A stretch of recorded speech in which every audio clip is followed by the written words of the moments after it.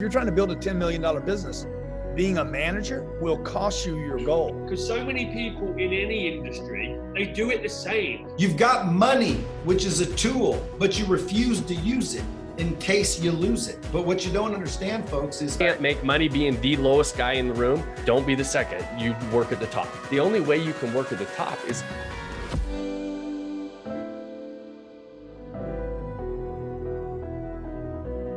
where does a guy start when he's got nothing? When I got to Pueblo, first thing I did was take my $100. I went to the bank and I gave the 100 to Wells Fargo. And I went to zero 5 minutes after I was there. Now, the reason this is important, and I hope people get this, is because I was no longer managing money and it forced me to go make contacts with people. I was now forced to get shelter, food, and water from people. You got to remember, not only do I not have money, dude, I don't have a place to sleep tonight. Well, that's consistent with what you teach. I mean, I've been through some of your stuff and you say spend 95% of your time focusing on income and only 5% dealing with expenses. That's what you're saying is eliminate the expense management so you can focus on going and getting what you can. Yeah. So it took me off of defense. I'm not playing defense now. I don't want to be a manager. If you're trying to build a $10 million business, being a manager will cost you your goal. Mm-hmm. So I'm trying to build a $10 million business. I'm not trying to manage money. So, as I was thinking about this premise, I was thinking like, what would be the hardest thing? And I'm guessing for you, but I want your take on this, that like the total loss of leverage. Like right now, you make a phone call, you can have money moved. You make a phone call, you can have 100 people scurry about and do your bidding. All of a sudden, you got no leverage. Your time is worth, I don't know, whatever you get paid washing dishes, unless you figure out a way to amplify it, and you can't get anything done. How hard was that? How frustrating, how uncomfortable?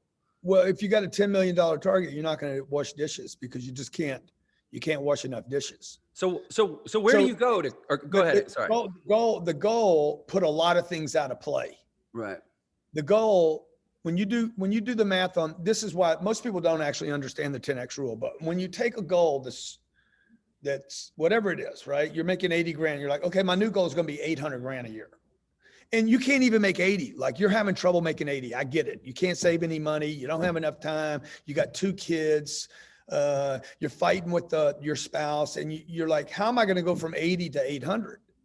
Well, what I'm saying is you can't even figure out how to go to 90. But when I go to 800, you're like, oh, I have to quit my job. Right.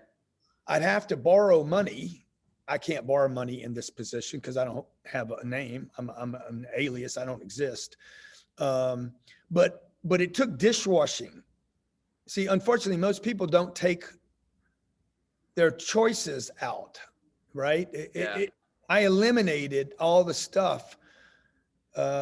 Glenn sold a truck. He was flipping trucks. I don't want to flip trucks. I don't want to sell tires. He was selling tires and stuff. I'm not saying that's wrong because he did great. He ended up in a restaurant business. I couldn't end up in a restaurant because of COVID. Yeah. So first of all, I got to start eliminating stuff. I need a $10 million business in 90 days. I divide the 90 days into $10 million. And then I say, who's got $10 million? I can't go to the government. I don't exist. I'm not going to go to poor people. They don't have anything to give me. So who am I going to do business with? By the way, you're in Pueblo, Colorado. That doesn't sound like a mecca of industry. The average household in Pueblo makes $24,000 a year. The town is so if you make a $10 million business in 90 days, you're one of the handful of richest guys in Pueblo. I'm a king. Yeah. Yeah. So again, I mean, crazy dude, I'll tell you a little thing. I haven't told anybody this. Yeah. I'm there 4 days and I'm in $1 million homes. I'm in the most expensive homes in Pueblo. And I don't think it's going to show. I don't think it's going to show up because Discovery didn't understand it. They're like, what are you doing, dude? I'm like, I figured out how to get into 2 homes, the most expensive homes that are for sale in Pueblo in the first week I was there. I don't think it's going to make the show because I don't think they get it. They don't understand why I was doing that. And the reason between me and you that I was doing that is I wanted to meet the people that are selling those homes. Mm-hmm. So yeah, I mean, in that scenario, and again, I mean, the show's going to air tomorrow and we can all watch your experience. What I'm trying to extract here is mappable experience, because there are some people that's not a discovery show. That's actually their life. It's real life. So So for that guy, and I get this, too, I get kids and young people and disenfranchised people that are like, hey, I have this huge goal. Where do I start? And, they don't have much to work with. How much can you share about your strategy, if not your tactics, on like, how do I go from zero to hero fast? Yeah. So, go ahead. so those people you're talking about, they actually don't have a goal. They have a selfish passion. Oh my God, I want to change the record business, or I want to do, I have this great idea for blah, blah. But I'm like, dude, but it's not going to ever make any money. Mm-hmm. Like I was so clear. Oh, I want to change the world, but you're broke. You can't change the world if you're broke. It's never been done in the history of the world, including Mother Teresa. Mother Teresa was not broke. Everybody's like, oh, Mother Teresa never had anything. Mother Teresa is the perfect example of what I did. Mother Teresa never had any money. She didn't need money because she was connected to people who would fund her projects. And so unfortunately, the kids that you're talking about, they're like, I want to do X, but I'm not willing to give up anything. And I want to get there. And, nobody wants to fund that. Right. So, and they haven't developed any skills that offer any value to the people that steward the resources. And they want to do it on their own, which no one has ever done in the history of the world. Right. So one little trick is when I went to Pueblo, I wasn't looking to do something on my own. I wasn't even looking to start a new business. My preference, I didn't pull this off, but my preference was to literally drop in on a guy that had a business and build it up and get a piece of it. That failed by adding value, and by being a value multiplier. Because if I could take his company and add $100 million worth of value and get 10%, I would have gotten a $10 million valuation for my new partnership. So out of the myriad of skills that I know you have, because I've followed you for a long time, what skills were you going into those situations trying to leverage to add value? In other words, what skills should people be developing that add the most value to going concerns? People skills, man. You just need to know I need to know how to add value to people's lives. So how do I make contact? In the first 7 days, the only metric I measured for 7 days was how many people could I meet? And were they quality people? Like, I know this is going to sound terrible to a lot of people out there, but like most truth does. So go ahead. Yeah, exactly. If they couldn't help me, I didn't spend time with them. Yeah. So I know people find that brutal, but look, man, I was raised by a single mother, and, I watched my mom suffer, and I watched her not be connected and never really get ahead. She did all the right. I mean, she was a great mom, and she did all the right things, but she never got connected, and she never got ahead because of that. So her entire life was spent really scared about money. And I decided when I was 16 years old, I'm like, I am not going to live like this. I am going to figure out how to get mine so that I can take care of mine. And so that maybe I take care of mine, I'm not worried about mine anymore, and I can actually take care of others. There's 2 other women that are going to do this show. They're going to drop all 3 of us at the same time. I'm sure they have completely different strategies. I'm sure they're nice people. They're probably phenomenal at pulling heartstrings and making the world feel good. I'll guarantee ain't nobody going to keep up with my results. Yeah. So that said, I mean, are you allowed to tell us how it ends? Yeah, it ends like this. It ends with America having a couple of things they walk away with. First of all, America will hate me, and some of them are going to hate me and some of them are going to love me, but everybody will look at me and say, dude, that guy did that. That is ridiculous. Second thing people are going to walk away with is the idea that you need money to make money will be debunked forever. Nice. Like the thing I'm most proud of in this show is like, you cannot watch this show and ever say that to yourself ever again. And the third thing is you will never use time as your excuse again, ever, because you're going to see me under a very, very compressed, short period of time. Despite COVID, despite getting sick from altitude sickness twice, and despite being quarantined 14 days, I didn't even use the full 90 days. I decided that I had to create an opportunity. And I live by 3 principles to success: create, maintain your creation, and then always continue to grow, which becomes your next creation. So I had to go and create an opportunity. So I went and found the local plumber who was 25 years of age. He just started his business. He was a really cool guy. He was the cousin of my best friend. He had a BMW, looked like he had money and all of that type of stuff. So I went and approached him and I said, listen, I should be in school. I've got 10 months left until I turn 16 so I can go to plumbing college. Can I come and work with you for free for a year so you can teach me the trade, teach me what you know, and then if I do my side of the bargain, when I turn 16, will you put me into an apprenticeship and will you start paying me?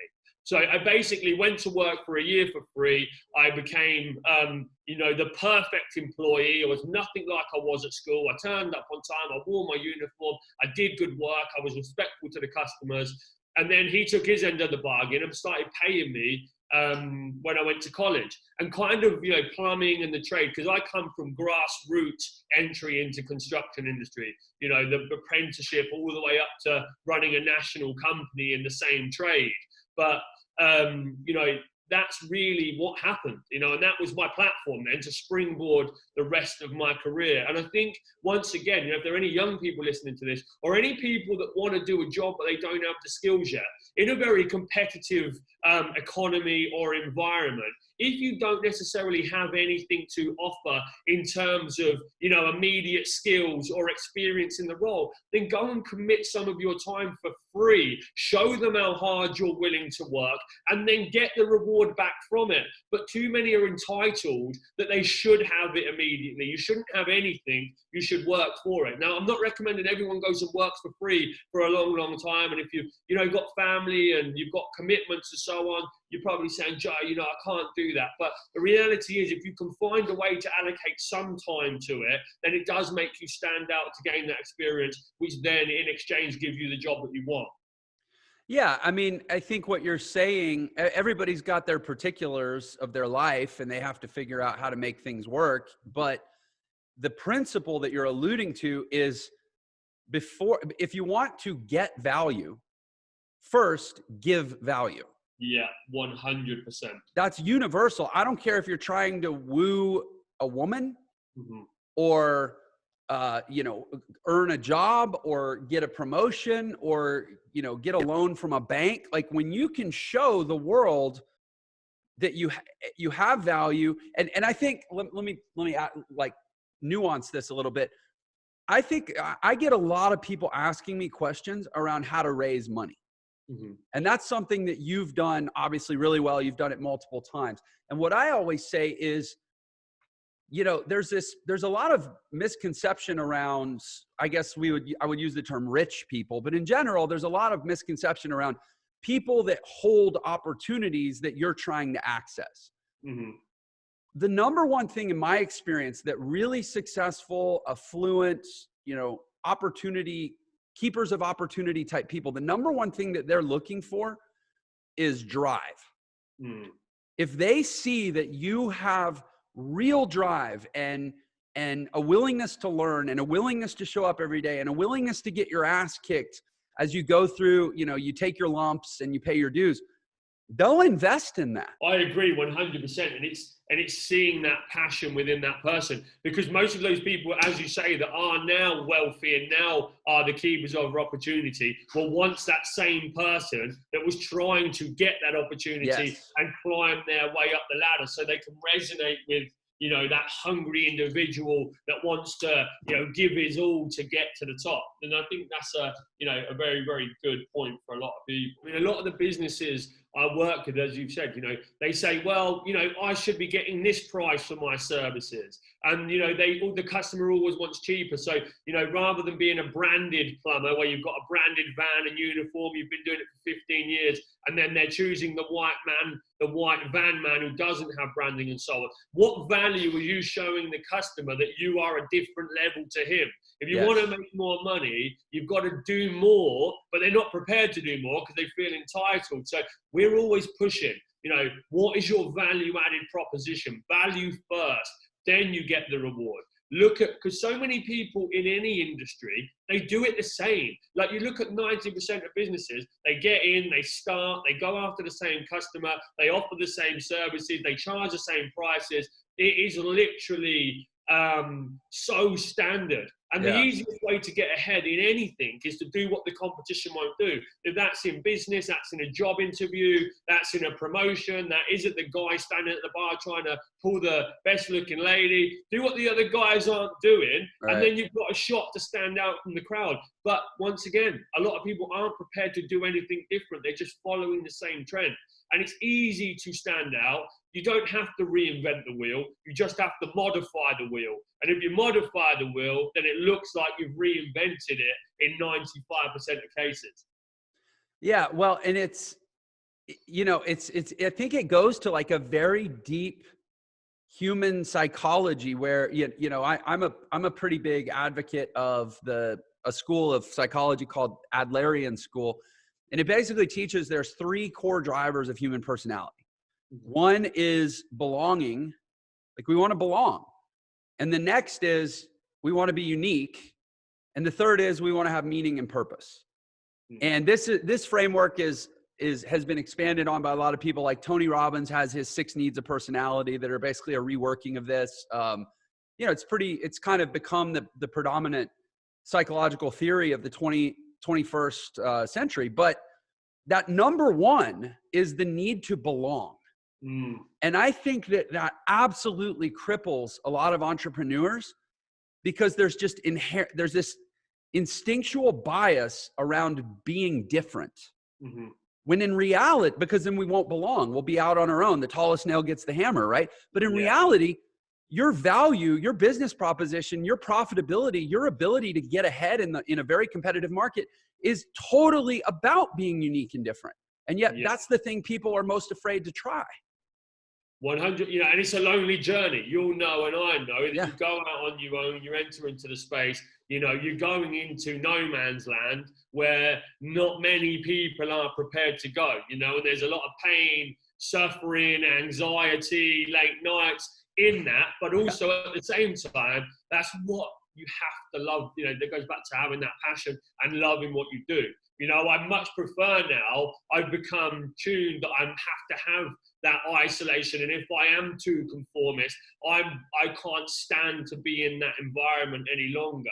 If I'm not out there on my own, you know, back against the wall, going against the world, then I feel like I'm not achieving. So, you know, I've learned to love that place rather than, you know, be worried about going there on my own type thing. The situations you found yourself in a few times at a young age are situations that had a pretty high level of inherent uncertainty. Yeah.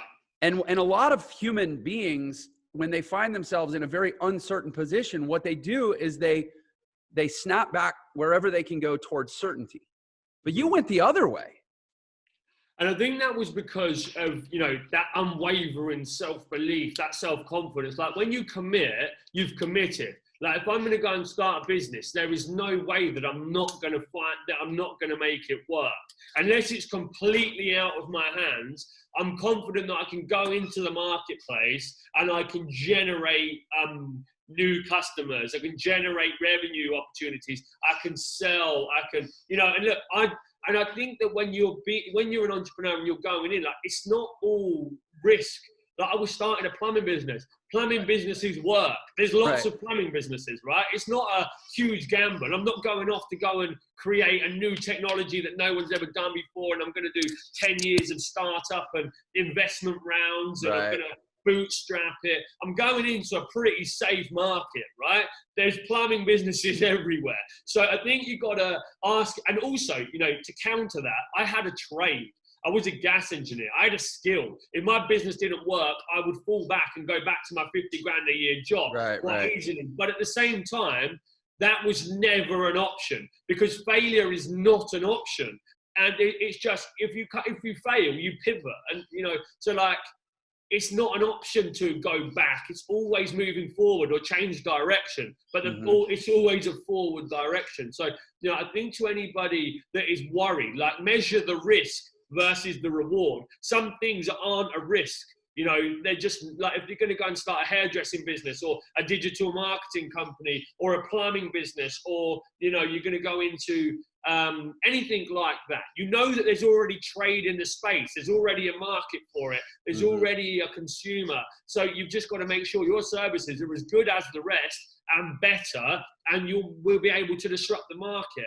You know, I think there is a big difference in between the risk if it's completely new. Like if I was going in to try and invent, you know, 3D glasses, you know, that would bring whatever it was, and it's a very, very unknown. It's never been done before. So it's a complete risk, but also, again, it's measured, you know. So I don't like to say have a plan B. Some people say have a plan A because you don't, you know, if you focus on your plan A, you don't need a plan B. But I think there's always a plan B if plan A doesn't work to a level. And then that gives you more confidence. Like if you are risk adverse, then map it out and don't do what I just did and quit my job, get a 15 grand loan and go for it. Map out the steps. So let me ask you a question. So you go on The Apprentice, you've got a plumbing business doing $500,000 a year. You've got, I think you said 3 or 4 plumbers. You've kind of hit a ceiling, and then you win, you get an infusion of capital and I assume mentorship and strategy and some other human capital from Lord Alan Sugar. And then from there, you took your company from 3 or 4 to like 150 and your revenue from $500,000 to whatever, you know, 10 million plus. Yeah. What did working with Lord Alan Sugar, what did he help you understand, or what did he help you put in place that allowed you to break your company through that ceiling that frankly most trades have? So I worked with him for 2 years. There was a financial team. There was him. We had a board meeting once a month. There was a lot of support for infrastructure and so on. And, you know, their board meetings were very challenging and I learned a lot from that environment, but they were always very conservative. They wanted me to slow down. I wanted to hit it big in my late 20s, you know, and become a multi-millionaire. And I was prepared to risk everything to do that. My vision for Impra from day one was to become a national company. When I started it, when I read this book, all I could see was my vans going up and down the country. Now that was my mission. He didn't share my mission. And then I was going to board meetings and they were saying, you've got to slow down. You know, you can't do this, you can't do that. So I said to him, look, if you're scared of the risk, right, let me go on my own. I'll buy you out and then I'll take it to the next level. So I bought him out at $1 million in 2017 when I was 27. And then by the time I was 29, I took it to 10 million by myself and the team that I had. And the way that I was able to do that was I pivoted business models. We were originally a reactive maintenance company. I changed to a boiler installation company. The market was much bigger order values, solid margins, more systemized business so we could scale it. It wasn't service, breakdown, repair. It was just install. So it became a lot more scalable. I looked at the market. I saw that there was 1 million boilers a year. I thought if I can get 1% of that, that could be a huge number. British Gas had 10% of it, biggest company in the UK. They were doing 500 million a year in that space. So I saw the size of the market. I saw that no one had disrupted it.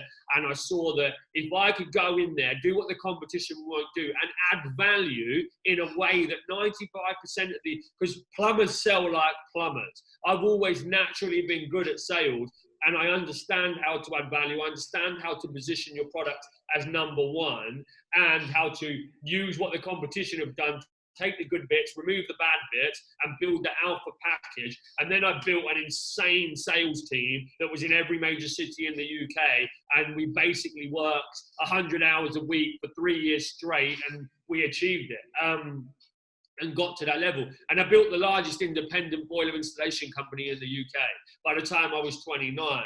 And that was from one man in a van in 22 to largest in the UK at 29. And it's a very, very difficult business to run. You know, it's not like online and sales and you buy a course and you use it and the margin, like you've got engineers, you've got salespeople, you've got different house types, you've got material delivery. So many elements can affect your margin of the outcome of the job. It was a brutal business to run. Brutal. I never expected, right, to end up at a position where I was starting again at the age of 30. I'd put my heart and soul into my business for 8 years, but it just was never meant to be. We'd achieved national status. It was a huge company. It's not a profitable market. And it was difficult, but the challenges that we learned and everything that every bit of knowledge that I gained have now allowed me to scale up to 1 million during pandemic, make a very, very profitable business, add value back to the marketplace and teach people. And also, you know, I think I came out of that with not like the best thing I came out of that with was knowledge. But I know I'm just trying to, I'm skipping around a bit, but to articulate the lesson, you know, you will sometimes be back at rock bottom. You know, what goes up must come down at some point, right? And I came down after climbing so high for many years. I found myself crashing to the floor, and I came back to 15 years of age. At 30 years of age in January this year, I felt like I was 15 again. My reputation, my pride was hurt, right? I was looking at what I was going to do next. You know, I could have either sat there, got swallowed up because I got a lot of hate online and everything else from it. I could have got consumed by it, or I could have remembered that no one was coming to save me. And it wasn't like you said about the marriage. It wasn't that marriage is bad. It was just that relationship wasn't right. That business is not right, and this new one is. So I came back. I fought back. We're building again. And, you know, if I can create a new business in a pandemic after coming off the back of a major crash, as it were, then, you know, anybody can. You know, knowledge is power, and knowledge is what will allow, knowledge can't be taken away. You know, the business might be, or the market might be, or the finances, or the changing climate, or whatever it may be. That can change. The market can change. But you won't ever change. The skills that got you there in the first place will always be the skills that you possess. You know, and it is about digging deep. You know, coming back from something like that was one of the hardest things that I have ever had to face. I did go into a bad place for a couple of months. It was not easy for me. And let me ask, it was all very public, I would assume, right? Because of it was very, very public. And look, you know, back to the thing where you say I can't do it. Like Lord Sugar retweeted an article that had said that the business had got into difficult financial times, saying you can't win them all. That's what he tweeted on it. And when I saw that, I was like, right, let me show you what I'm going to go and do now. Back to the can't thing.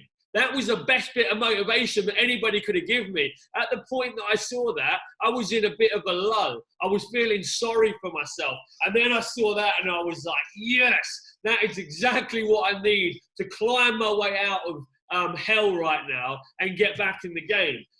You know, and I've gone and done that. But, you know, it has been difficult. But you know what? Once again, in hard times come the best lessons. And I've been through it all now. You know, there isn't much that I can't take at the age of 31. So if it ever happens again, it will just be easy. Like the first time something ever happens to you in your life that's negative, you really emotionally react to it. But the second time, the third time, the fourth time, don't get me wrong, I don't want it to happen to me more than once, because I now have the skills to stop it, hopefully, from happening again.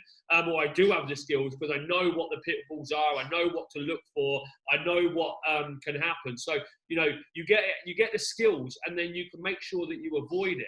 But the reality is, it's probably one of the best things happened. At least I've got it out of the way early. At least it didn't happen. I had 20 years of super success, and then I lost it all at 50. And then I started to question myself. I've done it at 31. You know, and now I'm already back in the game, and now it's literally, right, let's go for it big this time. 100 million, international business, like I'm going to take over. You know, so it's made me kind of bulletproof, and I'm really thankful for it, even though it was a hard time. You know, I'm ready to take on the world now. You know, you just got to reignite that self-belief again, like, because if you listen too much, you can end up believing it, right? And then you've got to remember that what people are saying or what's happened isn't about you, it's about their weakness. 95% of the time. And actually, you know, Gary Vee says all the time, like, you know, feel sorry for those guys, because all they can do is go on and pull someone down. Like, you know, call me crazy, but I like to see people win. I'm not interested in negative or I would never ever think about going online and posting on somebody else's comment taking the piss out of them, or, you know, saying this or something else, because I would just see how bad that reflects on me. I'm there to talk about positive and champion and winning, and I'm quite selfish. Winners focus on winning, losers focus on winners. I'm so busy with what I'm doing, I couldn't give a monkeys about what the other person is doing, right? I'm more interested in the Joeseph Valente show than I am in, obviously, helping people in what I do, but I'm too busy to get involved in other people's bullshit. You know, I'm not interested in that. Once again, just go for it. Like, you've got to be in it to win it. There's so many people there's so many things that can take you down. Like, who cares what they are? If you're so obsessed, if you're so convinced, if you're so passionate, if you believe, and if you want to achieve, then you've got to go for it 100%. That's the game. I focus on 5 squares. Okay. In each square, there's an M. Okay. It's just my M gauge, right? So at the end of the day, the first one, you have to worry about your mindset. If your mindset is not correct, okay, you're going to have trouble with the rest of them. So you worry about your mindset first. That's your mind. That's basically, what do you believe? Because if your beliefs are screwed up, trust me, there's way more screwed up. Okay. If you don't have the right information, start there. But after the mindset, you go to the second box, which is your map. That's basically, where do you want to go? What does success look like? Be specific. People are out there trying to create success. They don't even know what it looks like. I mean, it doesn't make any sense. So then the third one is your motion, right? The motion are your daily habits. What are your daily habits? Do they map to where you want to go or no? Because a lot of times people will be like, well, clearly they don't. Like, you know, hey man, success to me means I got a 6-pack. Well, then why the fuck are you eating the cheeseburger, fat ass? You know, I don't know. Well, why are you procrastinating freaking going to the gym? Like, dude, your emotions, which are driven by your emotions literally will drive you. Those are your daily habits. When you say your habits every single day, what you do every single day either moves you towards what you want or away from what you want. Would you agree? 100%. I'm obsessed with habits. It's that's actually the only place you can improve. That's the third one. That's the motion box. Okay. Then there's the measurement box. Okay. The measurement. If you're not measuring everything, if you don't have the optics, you're flying blind. You're in a cloud. You don't know shit. Are you doing good? You doing bad? You moving away? You moving towards? You moving? What's happening? You just sitting there? Because, dude, you've heard, I think it was Will Rogers or someone brilliant once said, even if you're like doing good, no, you're going to get run over if you're on the right tracks, if you're just sitting there or something like that. Yeah, that makes sense. So you got to get clear on what's happening. So your measurement, your optics are important, and that's that box. And then the last box is your money. When you start to kick a little ass and you start to get some discretionary money, what are you doing with it? Because if you're not investing it properly, or you're not even leveraging it properly, you're going to take way longer to get rich than if you were. Like, dude, for a long time, I took all my money, which was quite a bit, and I just wanted everybody to think I was cool or something. So I bought tables and, you know, rented big houses, and like, I lived a great life, but I wasn't rich. I was just broke at another level. You see what I'm saying? Yeah. So I developed this, you know, M gauge, because you go to the first M, that's your mindset. If you determine what it is you want, that's your map. Then you get your motions down. What habits are required to get you there? If you don't want to do them, or for some reason you can't, well, go back to the mindset. Because, dude, something's blocking you. You don't like yourself. There's a problem. Then I do the sacred 6. But, and I'll tell you about that later if you want. But the 5 M's are really just to kind of guide you. If you can master those M gauges, those 5 boxes with the M in each one, dude, the rest of life is easy. So if I'm listening to this out there right now and I understood what I just said and I'm 23 and I start applying this shit now, I just saved you 20 years of pain and suffering to get rich. You can teach people to hammer people closed. I don't hammer anybody closed. You know, you definitely want to follow up, but you want to follow up with a little bit of freaking class. You want to follow up with a little bit of value. You want to follow up with a little bit of creativity. You don't just want to freaking call every day. You ready to buy yet? You ready to buy yet? You ready to buy yet? You ready to buy yet? You want to build a relationship first. Like the first thing you do is build a relationship, and then you'll sell those friends, those people, those relationships, multiple products if you're doing it right. I would believe that most people that want to improve in sales just need to understand the difference between, sales and closing, number one. And then number two, the difference between a good salesperson and a bad salesperson. A bad salesperson, can't sell anything, feels terrible, all this. And a good salesperson, the slight difference is the good one knows, right, that they're doing it. The bad salesperson doesn't know they're doing it. Now, why do you think I say that? Because there's so many people out in the world right now. They do not say they're salespeople, but they are. Every single one of us are salespeople, folks. Oh, I hate salespeople. Oh, well, then you hate yourself, friend, because you're a salesperson. Everybody's a salesperson. You sell people on things all throughout the day. The question is are you any good at it?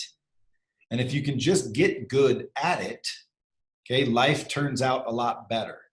Okay, why? Well, because you get good at persuasion. You get good at letting or basically negotiating your way through life, getting what you want because you sell the people on what you want. Now, some people right now will be thinking, well, that's selfish or manipulation. This is my problem with that. It isn't, okay? If I can get all of you guys to send me $20 right now and it'll give me $200 million, why would it be bad that I ask y'all for $20? Well, that's, you got to just get rid of the things that we've learned in the past. You have to unlearn things. Too many people are looking to learn something when in reality, it's more important that you unlearn something. You know what I mean? Unlearn the fact that money in sales is a bad thing. Salespeople is literally almost like the number one worst, stereotype. Oh, you're a salesman. Oh, he's a salesman. Oh, he's a salesman. Hey, what do you do for a living? Oh, I'm a salesman for such and such. Oh, you're a salesman. You ever get that? There's a huge stigma around it. That's why I asked if we could talk about it. I am trying to, among other things in my life, I am trying to seriously destigmatize sales and have people see it for the beautiful art and science that it is. Well, again, you're going to have to battle uphill because there's a lot of people that think that ultimately that's taking advantage. And if you've got some slick abilities to talk people out of their hard-earned money, like, you know what I mean? The mindset is like, those are the people I'm trying to reach because, folks, you're a salesperson. You're just a bad one. You definitely want to make sure that you understand sales. And I always say sales and persuasion. Why? Because, are you selling your wife when you persuade her to go to the restaurant you want to go to? Or is that her being nice? Is your kid persuading you to let them stay up an hour later? Or is that you just loving your kid and wanting them to enjoy life? What is sales anyway? What is sales? So when you look at sales and persuasion together and you realize that it's almost like a dance move where if you're looking at a ballroom dancer and you're familiar with dancing and you're like, dude, they're doing the waltz. How do I know? Because that's the waltz. Mm-hmm. There's moves and techniques and procedures and processes in the sales environment that are more strict than in the life environment. Like, if I'm in a car lot selling you a car, there's certain steps and things to do. But what if I'm just a friend of yours selling you on freaking loaning me some money, or selling you on getting me a job, or selling you on introducing me to your sister, or whatever? Like, at the end of the day, dude, that's sales. So everybody's doing it right now. The difference is if you're unaware that you're doing it, you're bad. You're a bad salesperson if you're unaware you're doing it. So I'm trying to wake everybody up to where you are doing it. We all are doing it. We've been doing it since the day we were born. Yeah, crying for a fresh areola is selling. Yeah, we're hard selling. Saying, I'm not going to stop making this shrill, merciless sound unless you give me some boob. period. Now that's selling, okay? And then we go through our entire life selling, and then certain people get taught that sales is bad, wanting money is bad, sex is bad, you know, all of these things and all of these notions that we're supposed to just to adopt. And then some of us just adopt them because we were told to. And then some of us develop this disdain for those who didn't. So like the salesperson, you know, to me, as soon as I discovered, holy crap, I'm making more than these workers, these hard laborers, like 3-4 times as much as them in a suit. To me, that just, you couldn't call me enough dirty names and stereotype me to a point that I wanted to leave that and go back to the hard work. Like, dude, fine, I'm a scammer. Okay, me and my scamming ass will be over here in my suit, my kick-ass condo, driving my kick-ass car. You guys go over there and tell me you're not salespeople, because they are. So that's why I tell people the five boxes with the M's, the mindset. Most people's problem is their mindset. Then if it's not your mindset, you're totally willing, you're totally open, you're learning new things, your mind is expanding. Well, then you go to the next box. Is it your map? Do you have a clear definition of what you want? If I'm doing everything I'm supposed to, okay, well then are you measuring correctly? And then they go, oh shit, I'm not measuring correctly. I guess I'm not doing everything I should have been doing. Okay, go back, fix that. Boom, now your daily habits are adjusted. Why? Because your measurement was screwed up. Now you're realizing you got this to do instead of that. Boom, and then it adjusts. And next thing you know, man, those 5 boxes just always continue to be utilized to fix your entire life, including relationships. And then the money box, remember, if you're making a bunch of money, but you're not using it. You know, I know a guy, he came to me, he said he'll give me $25,000 to coach it. And I'm like, I don't really coach people. And he said, well, I've been stuck and I can't seem to freaking do anything. And I've been watching you. You're all over the internet. You're getting hundreds of thousands of followers. What are you doing? And I need you to help me figure out my shit. So I said, okay, well, I don't need to charge you. I said, let me just ask you a couple questions. I said, so what's the problem? Like, are you broke? He said, no, I'm not broke. I got $1 million in the bank. And I said, oh, okay, cool. Well, we'll take like $100,000 of that and start basically hiring people. I gave him a plan, you know, basically take 100,000 of it and start hiring these people to get this shit done. And then take another $100,000 of it and start putting it here. And then take another $100,000 of it and start putting it here. And he said, dude, that's $300,000. And I said, yeah. And he said, dude, I can't afford spending $300,000. What if it doesn't work? And I'm thinking to myself, dude, you're your own problem. You've got money, which is a tool, but you refuse to use it in case you lose it. But what you don't understand, folks, is money is a tool. It's like if I come to your house and you're trying to build a dog house for your dog and you got a butter knife in your hand and you're trying to, you know, saw with a butter knife and you're trying to screw screws in with a butter knife. And I'm like, looking to my left and you have a whole tool shed there, a whole entire tool shed filled with freaking everything you need. And I say, why are you using a butter knife? Why don't you use those tools right there? And you tell me you're saving those tools. You're saving those tools. And I say, what do you mean? Well, I don't want to use those tools because what if the doghouse doesn't get built? Like, it just doesn't make sense. So if people can shift their perspective to understand the money you have is the tool that you have to your disposal. And if you don't use it, Jeff, you lose it. Okay. Nobody saved their way to wealth. Okay. They've saved and then invested. They've saved and then invested. Nobody saved their way to wealth. People need to hear that because it's so against the grain. It's like you said, man, we're preaching heresy here, man. Like 1,000 years ago, they would have cut our tongues out. Well, here's what I tell people. Now, listen, to me, it's all perspective. Let's not keep it, you know, to ourselves if we're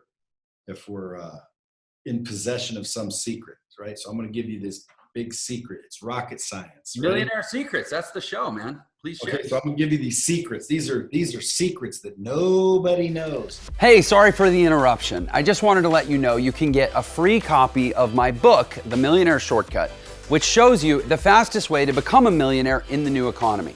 And there's a special link just for this episode in the description. So thanks for tuning in, and I hope you enjoy the rest of the episode. But when I get done saying them, you'll be like, dude, come on. Well, guys, it's not rocket science. Listen to me. When you wake up in the morning, okay, you wake up, you start to think, man, I got these bills. I got to go to work. I got to take the kids to school. My car's not been working very well, and I got pet bills to pay. You know, I have to pay that, and I got to, and all of a sudden, everything's negative. Now, if I said to you, I'll give you $1 million cash, what would you feel like? Oh, relief, enthusiasm, and exuberance, excitement. Okay, great. What if I told you I'll give you $1 million, but you won't wake up tomorrow? No, I pass. All right, so what you're saying and acknowledging is that waking up in the morning is worth more than $1 million, but yet you wake up bummed out that you get to do things. You're bummed out that you get to fix your car. You get to go to work. You get to deal with problems. Because guess what? If you didn't wake up, you'd be begging to get back to your life. You'd be begging to freaking have the troubles that you had. Think about that. So I call it the $1 million morning, because if someone just applies this every single day, they're gonna improve their life drastically. Every day you need to wake up. I couldn't always remember, so I put a sign on my wall that said, congratulations, you get another day, bitch. You know, I just put a little poster board. And so when I opened my eyes and looked around the room, you know, I saw the sign, and it made me remember, damn it, that's true, because you can't argue that. I would not take $1 million to not wake up. So whenever I saw that sign, I just thought, dude, and I got up with such enthusiasm that everything became an opportunity. It was an opportunity to go to work, to deal with my problems. It was an opportunity, and that little perspective shift made all the difference. It gave me instant, real gratitude. So write that down if you have to, but you know, you got to have the gratitude on a daily basis. Shit needs to be an opportunity, okay? Not a freaking drag, okay? Now, number 2, there's 4 things you want to focus on every single morning. Your health, because without your health, you'll give up all your money for sure to get your health back. So your health's the most important thing. So you wake up, if you don't spend, you know, an hour on your health, or 15 minutes minimum. I always tell people it's an hour total, but 15 minimum. I say do more on your health, but the health, focus on it every morning, at least 15 minutes. People say, oh, I can't afford a gym membership. Move your fat ass up and down in the air. Okay. Like do some push-ups. Okay. Get your thighs slapping. Okay. Jump up and down. Quit acting like you cannot get busy and get the blood pumping. It is an excuse, people. If you cannot do it, it's an excuse. Which, by the way, go back to your first box. It's a mindset problem. You don't like yourself. You don't think you deserve better health. You don't think you deserve these things. So you literally rationalize and choose not to do it, or come up with reasons why you can't. When in reality, you could, you just don't want to. We got to figure out why. But assuming you can, focus on your health, then focus on your relationships, because relationships is the new currency, man. I'm telling you, all my big multi-million-dollar deals are based on relationships, and they always will be. And so have yours been. You know, it's not, trust me, relationships, more hands you shake, more money you make. So every day, write down 5 names of people you want to develop a relationship with or strengthen a relationship with, and just send them a note, send them an email, send them a video, send them a gift, whatever, and just say you love them, appreciate them, thank them, something positive, and you'll watch those relationships flourish. Too many times we're ignoring relationships. Like I go years without talking to people, and I totally like them, but so I focus on that, right? Relationships every day. And then I move down from relationships to money, because that's how important money should be to you. And people are, oh, it's not about the money. Well, it should be about the money, okay? Because money allows us to reach our full potential, because in order to reach our full potential and develop, we need access to things. And access to things takes money, okay? So to reach your potential, you have to have money. You cannot reach your potential without access to things like culture and gyms and Botox or whatever the hell it is you think excellence is. So you want to focus on your money by simply writing down 5 things every morning that you have to do before you go to bed that drives revenue. I'm focusing on driving revenue. When you focus on shit, it grows, and when you ignore it, it dies. Then the last one is your mind. You have to get new information. Every single day I wake up and I'm thinking, I need to get new information. New information. There's a book I haven't read. Here's a podcast I haven't heard. I need new information. Do you know why? Because you're getting what you're getting because you're doing what you're doing. And you're doing what you're doing because you believe what you believe. And you believe what you believe because of the information that you have. Not that you don't have. Whatever information you have and you chose to believe is what you believe. When your beliefs cause your actions cause your results. So if you're tired of getting what you're getting, you got to change what you're doing. To change what you're doing, you have to change what you believe. And the only way to change what you believe is to get new information. See, we change our mind with new information. So like I could have said, you know, I'm not doing this podcast. Someone says, why? Oh, that Jeff Lerner dude, he's a fucking prick. And then I'm like, well, what makes you think that? Oh, this guy freaking thinks he's so good. No, man. He's doing this good and that good. I start reading a few things about you and I'm like, oh, shit, dude, this guy seems to be a good dude. Well, why did I change my mind? Well, because I got new information, right? So I only say that just so people follow the simplicity of if you want to change your life. If you want to change your life, you literally have to change what you're doing to change what you're getting, right? And to change what you're doing, you have to change what you believe. And the only way to change your mind is to receive new information. So why are we not doing it every single day? Not, oh, it's the weekend, we're off. No. Every day you do the $1 Million Morning, you wake up as if you just got $1 million cash. Feel that way when you rise up. You rise up quick. You're not stretching. You're freaking bounding out of bed. Okay. Everything's enthusiastic. Boom. You go right to your health. You start working out. You get your blood pumping. You have one nutritious meal. Boom. You figure out what relationships you want to build. Boom. You figure out the 5 things that you want to drive revenue for the day. Boom. I need some new information in my head. Hour, 2 hours goes by. And now you are ready for the day. That now you are ready for the day. And by the way, I'd recommend that you plan the night before, but that's beside the point. That's the $1 Million Morning. And if you guys do that consistently for 90 days, man, you're going to change your life. What really drives us and the successful people that are doing it is it's the impact and it's the value we can bring. And we would do it whether we got paid or not, right? And that's the fun part about building a business. That's what we care about. I've never one time thought about an exit, you know, and I know that might be taboo because so many people talk about building business for that exit or whatever else, but that's not why I do it. And it's not, you know, like you say, it's not you had an agency that you could have built and you did exit, right? I mean, you had an exit, but that it didn't have that same fulfillment as what you're building right now because it might not have had that same impact. Even though it helped people, you know, we have this like need to go, there's reasons why people buy $200,000 wakeboard boats. There's reasons why we go buy, you know, all these fun things that just depreciate in value because of the memories, because of the time we spend, because of the experiences we have with them. And that's one of the things I love the most about the vacation rental game is we can go make some pretty, you know, conservative and really good investments and have this investment side of it kind of box checked and still fulfill that need of wanting to buy something that I can go have this experience with. And that's why I call them lifestyle assets, right? Because there's this lifestyle upgrade.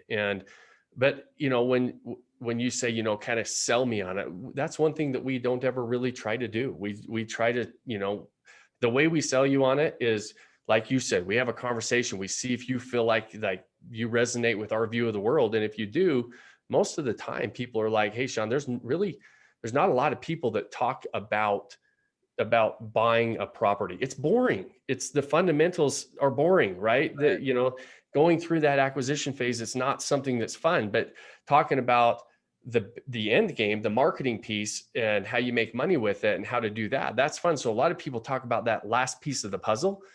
And that's not, what are you going to do if you don't figure out the whole foundation in the first place? So for someone like me, I mean, I assume I would fit your avatar. Yes. I have a full-time business. I'm very busy. I have, you know, good income and liquidity. Yeah. I have 4 kids. I love to travel. I have a business that I can work while I'm traveling. Yeah. I'm all about making memories. So I live in Utah. I live in Southern Utah. So like, I'd rather go to California than Florida just because it's easier to get to. Yep. So like, yeah, I mean, where would I start? Where would a guy like me start in your universe? Yeah. So we have a coaching program, right? We've got a course and a coaching program. It's a kind of a done with you system to where you invest in that. You've got the blueprint to follow. And we really start, Jeff, by just identifying. It's literally as simple. People are like, well, I got to find the best areas. Tell me where the best areas are. There are thousands of good areas. What you need to know is how to analyze an area, how to find good properties. So we literally start by saying, okay, let's define the property goals. Kind of that we begin with the end in mind. What do you want? What works for you in your family? What markets do you like? And then we really start to peel back the layers of the onion of, okay, now here's step 1 is checked off. Step 2, we have an 8-step process that we just literally go through because, like you said, you don't have time to go figure this out yourself. There's so many moving parts that you'll just be like, heck with it, buy a house, I'll put it on Airbnb. And right now that works. And so check that box off because the markets are super, super hot, but ultimately markets shift, markets change. And these are long-term investments. So we take a little bit different approach to say, okay, let's make sure that they work now, but also that they're set up to work when things dip. And so we address all that through the process, but really the process doesn't get overly complicated because you don't have time for it to be overly complicated. And you're going to spend the majority of your time in that acquisition phase looking at properties. Most of the time online, I don't ever buy anything sight unseen. So you're going to go take a couple vacations and check them out when you narrow them down. But once the property is purchased and set up, they're turnkey, right? I look at my properties, I look at my calendar when I want to go use it, and I look at the statements at the end of the month. And so that's as involved as we are on the back end after everything's set up. And that's different than what most people will teach you to do because it's not quite as profitable on the front end. Yeah. I can see that. So you're not just teaching how to acquire a property that has good fundamentals, but on the management and the marketing side, you're really teaching how to kind of optimize the asset so that it has some sort of a unique appeal, a marketability that goes beyond just a location and a price on Airbnb. 100%. Yes, we do not. I mean, that's where the money is made. And here's the thing, and you'll understand this. And it's a lot of this we just took from business. Like I always tell my wife, she's like, if I'm looking at porn, it's either going to be like business and marketing porn or real estate porn, right? That's my porn. And those are the two things that I look at and love. Well, in marketing, the only, like Dan Kennedy always says, there is no value in being the second low price leader. If you can't make money being the lowest guy in the room, then don't be the second. You work at the top. And so the only way you can work at the top is to deliver a unique experience. And the nice thing about vacation rentals versus other real estate assets is we have the ability to do that. You and I can own a lake house on the same lake, the same property, location properties being fairly similar. And one of us can make double the money the other guy can make by understanding how to deliver this unique experience, because people will pay for an experience. That's why they're going. People vacation for that reason. And it's not just about a nice house with nice furniture. And so we really talk about, okay, now how do we maximize the asset? And it's by paying attention to the details. And most people think you have to go this so far above and beyond what everybody else is doing. And you don't. To take that next step up, it's paying attention to a few things that most people think aren't worth it that absolutely will pay you in the long term. Yeah, it's so true. I think we're inadvertently having a really great conversation about marketing where, because my business is different than your business. My business, I'm working with people that want to get into the business side. They don't want it done for them or even done with them. They want to learn how to do it, right? Yeah. And I'm teaching them about marketing and sales and creating offers and creating customer engagement and ultimately you've nailed it. It all is about creating an experience. And like you said, the experience is not all about polish and production and expense. Yeah. Like, it's not about having the most expensive villa on the beach. It's actually much more human than that. Yes. And I would, in my program, I have Entre as my educational company. We don't have the fanciest looking ads. Yep. We don't have the fanciest looking slides. Like, I know companies that before they'll produce a course, they go hire a designer and pay them $5,000 to make all their slides look like they were done by, Matisse or Renoir or something. Yeah. My slides are just like, I do them myself on a keynote. They look like crap. Yeah. But I'm obsessed with how people feel. Yes. When they come through my training, not even what they learn, how they feel. Yes. And that's why I think the gold standard in the market for entrepreneurial education. And that's what you're saying you can do with properties too. It's 100%. It's what you can do across the board.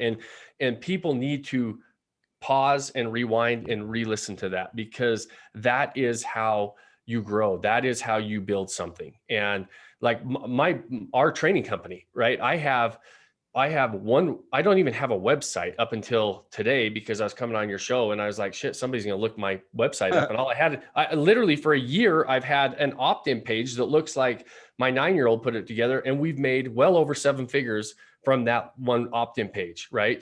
And the same is, I do the same PowerPoints and everything else. But in fact, it's funny, in my course, and on the very end, the last piece, I have people all the time call me and talk to me and say, hey, I own properties and I just want to, I want to learn your marketing side of it, your website and your paid traffic side of it. But I don't need the rest of it because I'm doing well. I'm fine. And what they don't realize is, and I was telling them, I said, what you're doing is you're taking whipped cream and putting it on a pile of shit, because even though you have a beautiful property, you have no experience. You haven't taken the time to figure out how you make your clients feel, how you make that guest feel when they come in. And my website and my marketing is not going to do you any good, right? The best marketing in the world doesn't do any good if the offer's no good. And the offer has to be able to convert. We hear that all the time on the marketing side, but you know how offers convert because they work and people feel good about them. And they're like, okay, nobody cares whether you have a crappy PowerPoint if they're getting what they thought they were going to get from why they signed up, right? Or why they joined, or whatever that reason is, why they stayed at our house. We purposely make our property websites look, I would say, elementary is not the right word, but they're not the best looking property websites on purpose, because there are so many really good, high produced websites, but we know exactly the customer experience we're looking to do. But we also want people to know there's this personal connection, and we want them to think, hey, which they're staying in my house. They're not staying in some big company's house. They're staying in my house, and I want them to enjoy it as much as I do. And that's the feeling we want them to have. And so, we take that concept through that setup phase to deliver the fairy tale. And the marketing is just marketing's marketing, right? We can get in front of people, but if you can deliver this fairy tale, you can deliver this unique experience, you're never going to be out of business. You're never going to be hurting for business.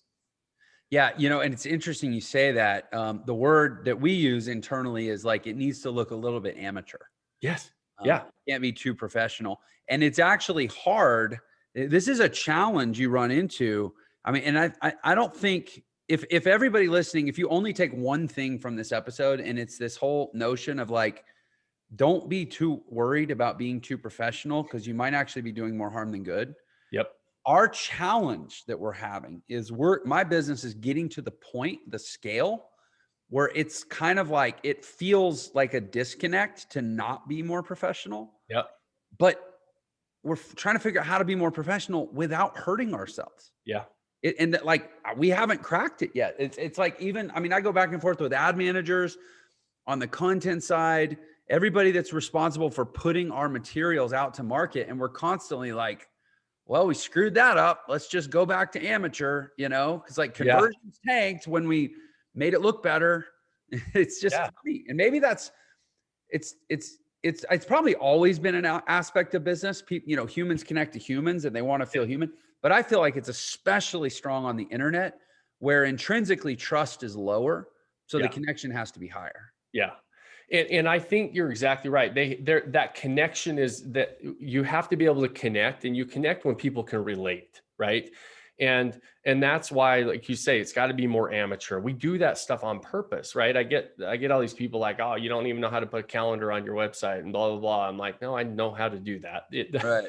It doesn't convert as good, but the reason is because on the front end, when we really want to start that relationship, right? That customer experience starts from the very beginning and how we communicate with those customers from our ads and everything else. Well, half of my ads, Jeff, are people like me holding my camera and there's zero production value and I screw it up and a cop car goes in the background and I use it.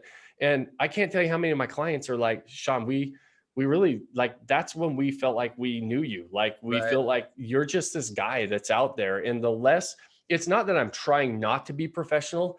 I'm just not that polished. And it almost works in our favor, even though we're really, really good at what we do. And they know that, right? We know what we're doing. We feel like we are the gold standard in what we do, like you said. But we don't take ourselves so serious. I looked at this guy's website recently and was talking, and he has this beautiful website. I mean, like production quality, like story video, like it's like a movie on there, a documentary about everything.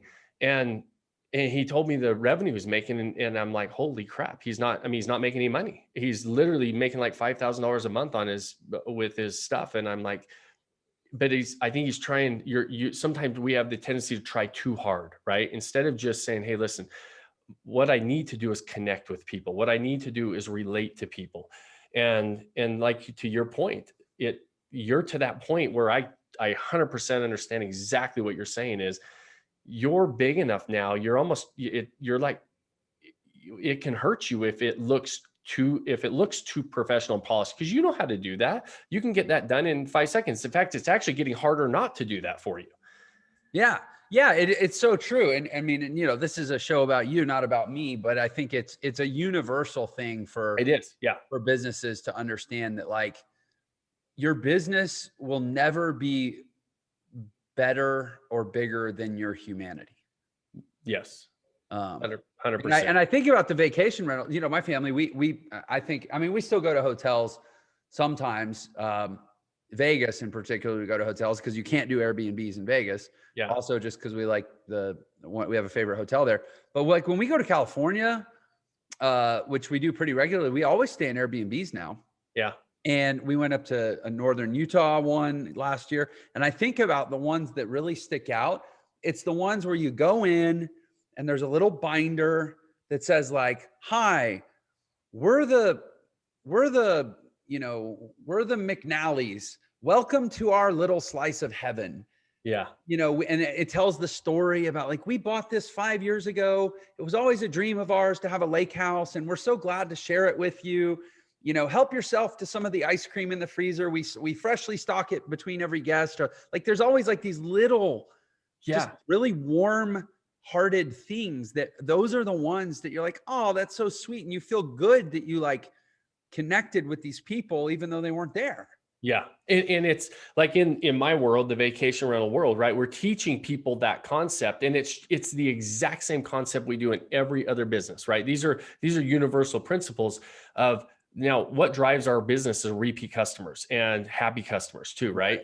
And so like we take that to a step further. An example of how we kind of deliver that fairy tale is we do the same thing. A letter to every one of our houses has a letter to the guest and tells them, this is one of our favorite places. And here's, we hope they enjoy it as much as we do. But we very much target down very specific niches, and we go after very, very specific target audiences, just like you would in any other business. And I've got a property up by Yellowstone, and I mean, Yellowstone's a huge draw, right? But it's also in the mecca of fly fishing area. There's like 5 blue ribbon fly fishing areas. Well, that's a small group of people, enough people that visit up there, but it's a small group. But we target that audience because I love to fly fish. And so we speak to that crowd. And so when they show up, they've got a letter from me. They've got a box of my favorite flies. They've got a handwritten map that I circle my favorite spots on the river. I point out where certain logs are, where certain rocks are. where they should go. And so we've got this, we take them through this entire itinerary, and we take the time to do that. And I just do 50 or 60 of them at a time, and then they're set out. So, but when they go, like, there's other beautiful properties on the same lake that we're on, and our property is a waitlist only property.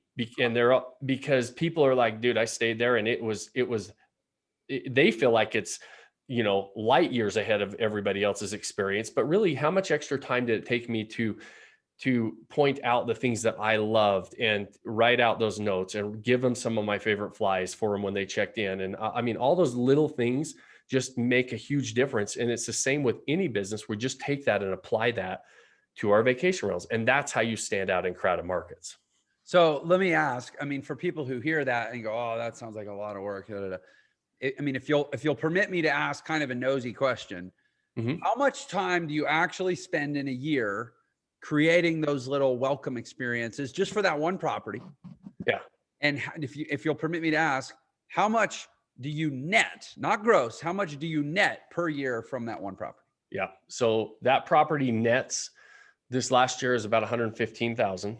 And we probably, and I'll even go a higher number of hours that it takes me to write those and get that put together. Is probably 5-10 hours, maybe at the most. I mean, not even 5 hours. I mean, here's the thing, Jeff, a profitable property, people think we have thousands of people through it in a year. You're going to have a really profitable property is going to have one person checking in a week, right? And so there's 52 weeks in a year. So I have to write 52 handwritten notes. I have to have 52 fly boxes put together. It's not that time consuming. And you could probably hire somebody to do that if you wanted to save $5,000 or something. Yes. Yeah. It's not like, it doesn't take you that much time to do that. And then we don't deliver them. We put them in an owner's closet, and the management company and the cleaners, they set them out every time. And so we just have to put them together. We have to, come up with the experience, and they help us deliver it. What does the vision of being an entrepreneur look like for you? And you mentioned earlier, a lot of people, they think, you know what, I like the idea of financial freedom. I like the idea of creating my own schedule. And so everything that they're talking about is all these things that have this positive effect on their lifestyle. And I tell them, look, but that is the fruits, that's the positive fruits of having a successful business. But going into it, I always say, I need to mentally prepare people to go into battle. I don't want to send you into a gunfight with a slingshot. Right. So I need to make sure that you're mentally tough, that you're willing, and you've embraced, number one, that you've gone through the financial accountability internally. Because to me, if you're leaving your job and you're going to start something else, I mean, it's one thing if you're going to hold your main job and you're going to do a side hustle, that's one thing. But if you want to quit and you're going into this thing full throttle, I ask them, okay, how much dry powder do you have on the sidelines? How much savings do you have? Yeah. And what is your burn rate?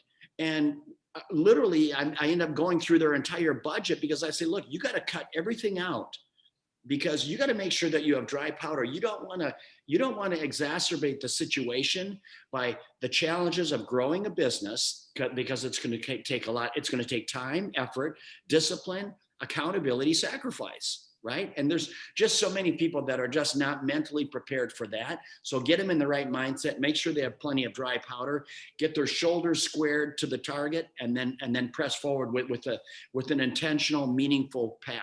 That's kind of the nice thing about being an entrepreneur is, like, at least I can only speak for myself, but it sounds like you might be the same way. Like, this idea of this idyllic sail into the sunset retirement, I feel like a lot of people that in traditional employment, they're planning for 20 years of not working.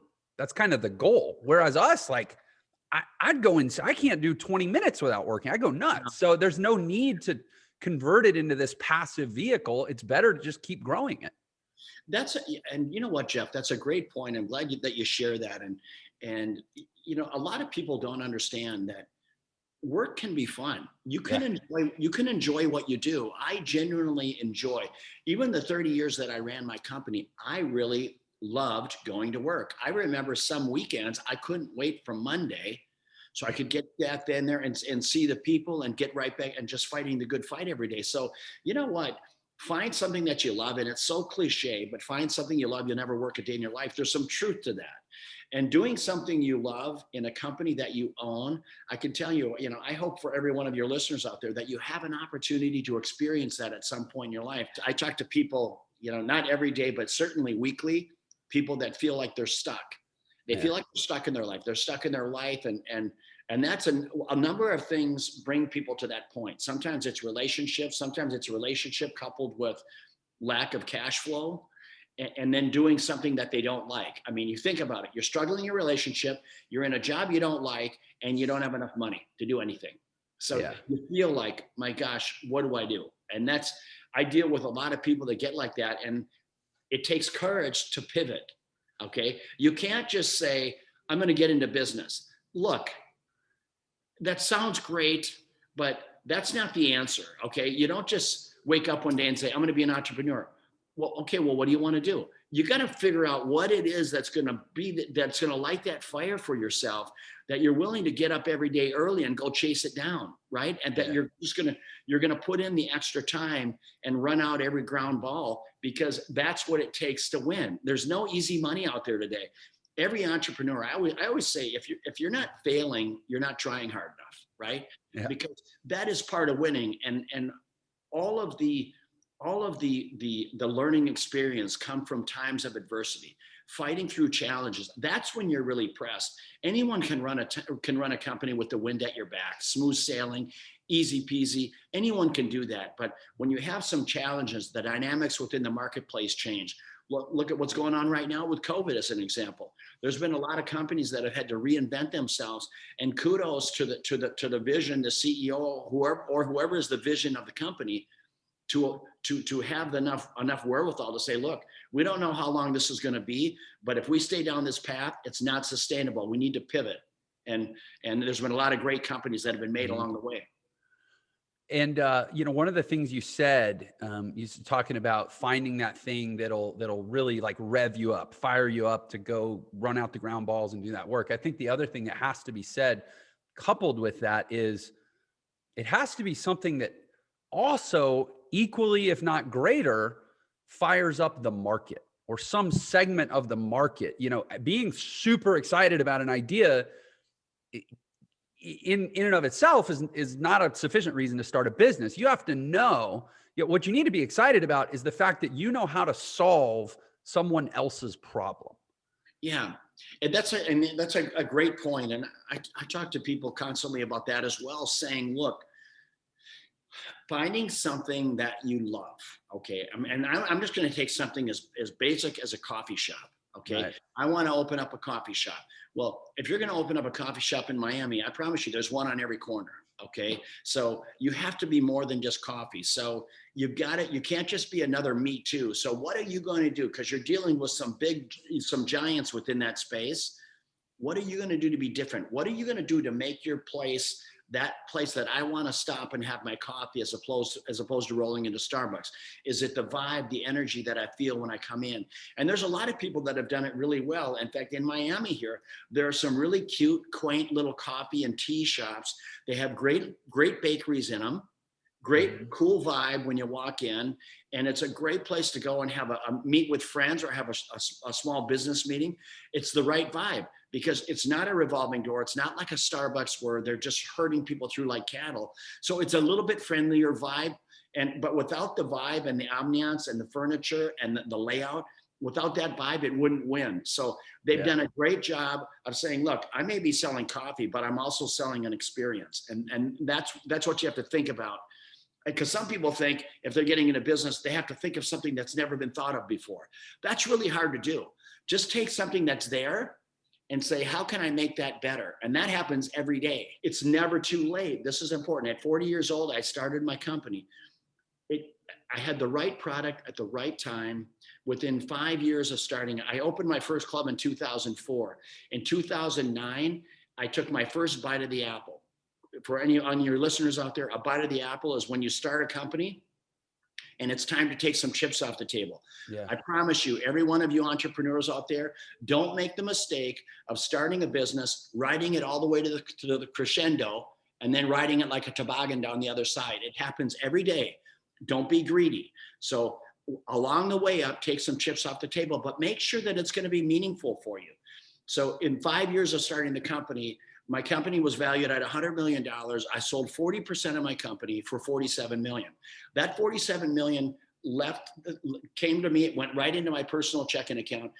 I didn't need it to grow the company because I was flush with cash. Okay. Mm-hmm. So now I'm still in control of my company. So I didn't give up control. I sold 40%. I'm still in control of the company. Over the next 5 years, I took the company and doubled it in value again. I valued it at $200 million. I took another bite of the apple. Okay. Yeah. Once again, it's a good time. I sold another percentage of the company for about the same amount, and then went ahead and ran the company for a few more years before stepping down as the CEO. But for me, the company now with COVID, it struggles a bit, but they'll come out of it. But everyone is struggling. But the moral of the story, the punchline is, take strategic bites of the apple along the way. It's the prudent and the responsible thing to do. And you owe it to yourself as an entrepreneur, because winning in business, it's hard to do. You need to be rewarded. So I'm curious, with the vision of Snap Fitness, and actually before I ask it, it begs mention that you're 40 years old, you had $3 million in the bank. How much trepidation did you have about essentially betting your nest egg on the next thing at a point where you could have cashed in if you wanted to? Well, when I made the first, I was cautious, which I recommend for everyone. I mean, I built one club. The first club I built it in an urban market, and I was pleasantly surprised. It was a significantly smaller footprint than the clubs I had owned previously. Mm-hmm. And I eliminated like swimming pools, climbing walls, childcare, racquetball courts. So I stripped this thing down from 40,000 square feet down to like 4,000 to 5,000 square feet, 1/10 the size. Instead of 50 employees, I had 2. Huh. So I built one club and I put it in an urban market. I sold enough memberships in 90 days to cash flow it for the year. Now, when that happened to me, Jeff, I was pleasantly surprised. I said, you know what? I like this. I'm going to do it again. Okay. Now, had that first club failed, then I probably would have been less eager and enthusiastic about opening another one. I did one then in a mid-sized market, and it performed the same way. Now I'm really intrigued. I've done 2 in 2 different markets. The product is performing. The third one I put it in a town of 3,500 people. And I'm not kidding you when I tell you it was a 1 stoplight town. Okay. It is a little rural community, 3,500 people. I thought I'm for sure going to lose my ass in this one. Right. It performed the same way. So now I took a step back and I said, the unit level economics work regardless of the market that I put it in. So I knew the product could survive through diversity. Yeah. Well, it was at that point, Jeff, that I knew that I had a tiger by the tail. And that was when I doubled down. That is when I felt comfortable because I had validated it quietly on the sidelines. And then I went ahead and got my franchise disclosure documents. I had great attorneys do that. And then I was all in. And literally 4 years from that day, I was opening my best year. I opened 377 new stores in 1 year. I was opening more than 1 store a year, not signing a lease. I'm talking about physically open a store where people are inside exercising. I always talk a lot about having a big villain. Like if you want to build a big business, it means you need to be a big hero, which means you need to battle a big villain. Yeah. And so I can see in the urban market, I would assume your big villain was the big box gyms. You'd be surprised. I mean, every gym that opens, everybody gets a piece of the action. Some take more, but everyone's your competition. I mean, at the end of the day, it's not about faster treadmills, heavier weights. It's about the community and culture that you can generate within your 4 walls. Okay. And so it's really about that. And that comes with people. So for us, everyone was a competitor, and that's how you have to look at it. You got to look like everybody is the enemy, and you got to wake up every day. And I think that this is a great fuel for you. You got to wake up every day thinking that somebody's trying to steal it. Yeah. Somebody's trying to take it away from you. I ran my company. I ran my life And even I have a little bit of that today, that I've got this little paranoia that I feel like somebody's going to try to take it all away. And I don't know if it comes from growing up with nothing. I don't know where it comes from, but I use it to my advantage. I use it to hold myself accountable and discipline. And I know that what I've done over the last 30 years in business, it's worked for me. And it's not just that I've made good choices, but I had the right attitude. I had the right discipline. I held myself accountable to win. Yeah, well, that's, we mentioned Charlie Munger. One of the things he says is that if your contingency plan doesn't account for the absolute worst thing that could possibly happen, then it's not a contingency plan. It's just kind of a hope. Exactly. And hope is not a business plan, right? Yeah, amen. Hope is not a business plan. And I always tell people, for all you sport fans out there, I said, you know what? You might win a game here and there on a Hail Mary. You'll never win a season on Hail Marys, right? It won't happen. So, quit swinging for the fences every time you get up there. Be practical and don't bet the farm. Okay. It's one thing if you bet the farm and your farm is $1,000, but when you're talking about don't bet the farm, when you've got a company and you've got momentum and you think that you're going to pivot and you bet the farm there, that's a fool. That's a fool that does that, because if things go sideways, now you're out of business. And it's not just your life you've affected, but you've affected the lives of, in my case, hundreds of families that were banking on me making the right decision every day. Yeah. You got to be on yourself. You mentioned fitness is at many levels a commodity, right? There's weights and there's gravity, and you push one against the other. So, and you say it comes down to community and culture. What was your MO, especially scaling a business that fast? How did you create and control and scale culture in a way that, where you had the same energy at 2,000 locations that you did at 2? Well, and that's the challenge with franchises, because you're only as good as your weakest franchisee. Yeah. You can give them the right equipment selection. You can help them with their real estate selection. But at the end of the day, they go through extensive training at our office through Snap Fitness University. But at the end of the day, they got to get up every day and make people feel loved. They got to get up every day and deliver on the promise. I mean, let's face it. Most people walk into a gym and they say, look, if in today's day and age, assuming you have great equipment, if you don't have great equipment in your gym today, you have no chance anyway. Okay. Right. So ground zero is the equipment is in great working order. The club is clean. All right. And then now where the variables are, your staff needs to be friendly and customer service. They got to lean into the customers, and they got to be able to have a basic understanding of nutrition and exercise and how to blend the two to yield a result. Okay. You got to get people to the promised land of whatever their wellness journey looks like. And everyone's walk is going to be different. And if your narrative is not set up in a way where it's easily interpreted by the layman person, then you're going to fail. Because then once you have that, because there's also all kinds of tools that will allow you to keep people accountable. You can track their attendance. There's little flags that go off. You can call them, say, hey, Jeff, I haven't seen you in a few days. Is everything okay? I mean, little things that I can do to keep you coming into the club, because that retention for you as a member matters to me. So that's just ground zero in the space. You hope that everyone does it. But the reality of it is, Jeff, some people, they think they're made out for business and they're not. That's the truth. Do you have a specific methodology, for, in your case, attracting great franchisees that I assume would also apply to hiring great employees? But that's the hardest thing I've found, is to kind of, in a relatively short period of time, qualitatively evaluate a human being for values. What's your process? Well, that's a difficult, because some people, they're really good. They talk a great game. Yeah. They talk a great game. They're a great brand fit. They talk a great game. They're very knowledgeable. They've got the enthusiasm. When you're talking to them about running the business and the secret components, the secret sauce that's going to make their club special, they almost finish the sentence for you, right? So they're on point. But it gets right down to grit, okay, which is just one of my favorite words. If you don't have the stomach for it, if you're owning a gym, if you think that you're going to be a gym owner, and as soon as you walk in, people drop their weights and they start applauding and start singing for He's the Jolly Good Fellow. If you think that's what it's like to own a gym, turn and run, because it's not that. Literally, it's, you know, you're just a business owner. You gotta be humble. You gotta make sure your club is clean. You gotta be willing to pick up that paper towel that's sitting on the floor. You gotta be willing to, you know, to wipe down the bathroom floor. You gotta be willing to do it all. You know what I mean?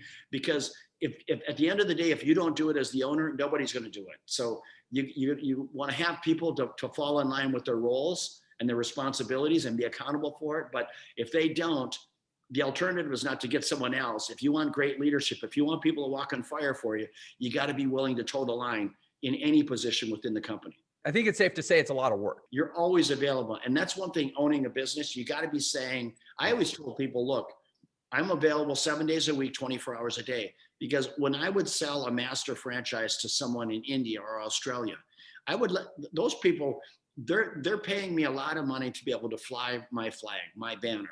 Mm-hmm. And I wanted them to know, hey, look, number one, first of all, I appreciate you, and I appreciate your commitment to our brand, and I'm going to be there for you. So if you have any questions at all, feel free to call me directly. Now I'm talking to the president of that company who's going to fly my brand. So it's not like I was having his employees call me, and I would get calls and emails and whatnot from people all hours of the day, all hours of the night. It didn't matter, because to me, that comes with the turf of trying to build a brand. Now, once again, I didn't set out to open 10 clubs. You know what I mean? Right. When I had momentum, I said, you know what? I want to be a national brand. As soon as I was moving down that path of being a national brand, I said I wanted to be international. And you know, I just kept, every time I got to my milestone, and then this is a great lesson for all of your entrepreneurs out there. You have to visualize where it is you want to go, and you have to kind of put that stake in the sand, but then set milestones along the way, because in some cases, like in my first journey, it took me 20 years. You have to set milestones, because when you hit these milestones along the way, you can see movement, and movement is motivating and inspiring to yourself. Otherwise, there's a chance you'll lose interest. Yeah. So for me, as soon as I became a national brand, I immediately pivoted and said, I want to be an international brand. And you know, I didn't know how big international would be, but we add countries every year. So today, like I said, it's roughly 28 countries. We're now expanding into Japan and going into cultures that are very, very different and diverse from what I grew up in. But it's you know, health and wellness, it's a universal language. Yeah. Everybody's into it today. Yeah. And I think that's so important for entrepreneurs to realize that, like, you don't really get that many wins.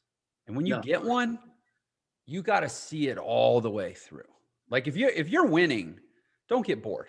Do whatever you got to do to keep yourself interested, so you'll take it all the way, because you could go 20 years without another win. And it doesn't mean you're wrong. It just means the market's different, but when you hit the vein, you got to pull all the gold out of it. You're exactly right. That's a great point. You're exactly right. When you are on a rocket. Now for me, I knew I had lightning in a bottle. Yeah. So I did just that. I had laser focus. I was not thinking about anything else other than selling franchises and opening stores. That was my focus. And there's so many people that lose that. I feel sorry for people. They start having some success. They're bankrolling money, and instead of doubling down, they take the yields, the proceeds from their business that's growing. They upgrade their house. Rather than sending it back into the business, they have a bigger house. The vacations become much more luxurious, and they become complacent.